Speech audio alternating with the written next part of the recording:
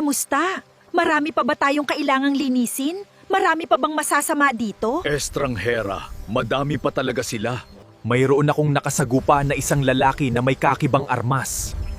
Pumuputok siya at nakakaapekto sa aking lakas. Kung ganun pala, kailangan natin mag-ingat. Gusto kong magpahuli sa kanila para dalhin nila ako sa kanilang tinatawag na boss para bigyan siya ng leksyon. Teritoryo po nila ang pupuntahan nyo. Pwede ho ba akong sumama, Estranghera? Hindi po ba masyadong delikado yun? Pwede akong magpanggap bilang isang bulaklak. Magpapanggap ako bilang isang gintong ibong Adarna dahil yun ang hinahanap nila at gustong hulihin.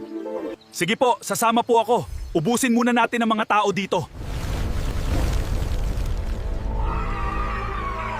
Sige, papayag ako. Pero kailangan muna nating ubusin ng mga masasama dito sa gubat. Masusunod po, Estranghera. Alalis na po ako.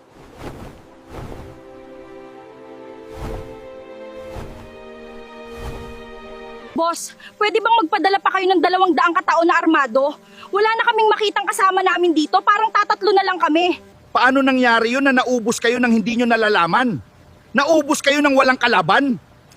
Hindi ko maintindihan. Wala naman kaming nakikitang kalaban. Ang tahimik nga ng kagubatan. Wala kaming naririnig na kahit ano, tanging putok lang ng baril ang naririnig namin mula sa ating mga kasama. Sige, magpapadala ako ng mga kasama nyo na 200 katao. Sila'y manggagaling sa Himpapawid. Sige, aasahan namin yan. Hintayin namin sila. Nauubos tayo ng walang kalaban. Paano nangyari yun? Mahiwaga ang kagubatan na to. Kaya pala wala nang nakakabalik. Pero paano nakabalik yung mag-ama? Maging positibo tayo, may nakabalik, di ba? Ibig sabihin may pagkakataong makabalik tayo. At pag nakabalik tayo, mayaman na tayo. Oo nga no. Laban lang. Mga Lider, siguraduhin ninyong armado kayo at lahat ay bihasa sa pakikipaglaban. Ano yung liwanag na yan? Bakit parang hinihigop tayo? Oo nga, ano mangyayari sa atin? Saan tayo mapupunta nito? Sabi ko sa inyo makakatulong tayo sa kanila. Nasaan na kaya yung mga yun? Ang sarap naman makipaglaro sa kanila kasi hindi natin pahintulutan na may maghasik ng kasama kagubatan. Oo nga Nasaan na tayo? Huwag mong hahawakan yan.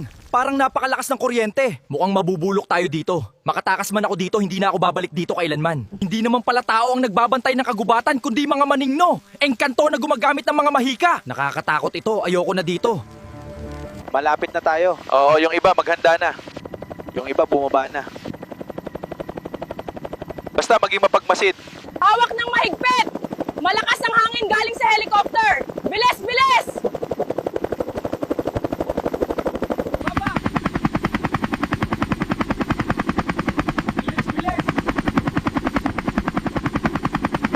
Nagdagdag sila ng pinadala ditong mga tao.